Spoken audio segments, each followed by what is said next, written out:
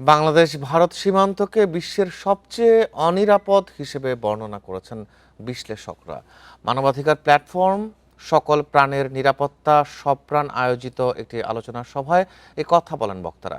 বৃহস্পতিবার বিকেলে রাজধানীর বাংলা মোটরে সীমান্তে সহিংসতা, পুশিন এবং জবাবদিহি শীর্ষক এই সভার আয়োজন হয়। মানবাধিকার সংগঠন অধিকারের তথ্য অনুযায়ী 2009 থেকে 2025 সাল পর্যন্ত 625 জনের বেশি নিহত হয় বিএসএফ এর হাতে।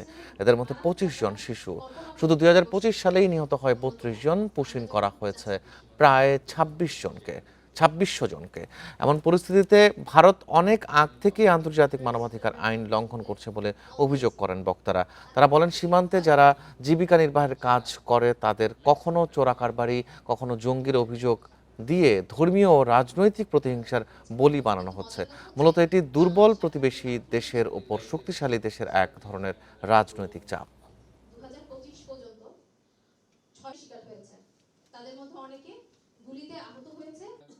এই যে পলিটিক্স, তাদেরকে বাংলাদেশি হিসেবে লেভেল সেটে দেওয়া, তাদেরকে বাংলাদেশি হওয়া মানে তো হচ্ছে আপনি ওখানে ক্রিমিনালাইজ হলেন, আপনি ওখানে বেআইনি হইলেন, অবৈধ হইলেন, আপনার সাথে যা খুশি তাই করা যায়।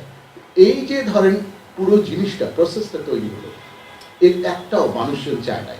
জনগণ তাকে তাড়িয়ে দিয়েছেন এবং যে রাষ্ট্রে গিয়ে উনি আশ্রয় নিয়েছেন সেই রাষ্ট্রের বর্ডার সিকিউরিটি আমাদের সাধারণ লাইভলিহুড নিয়ে যারা স্ট্রাগল করে তাদেরকে গুলি করে মারছে এবং আমরা দেখলাম যে তাদের ময়নাতদন্তের রিপোর্ট পর্যন্ত দিতে চায় না।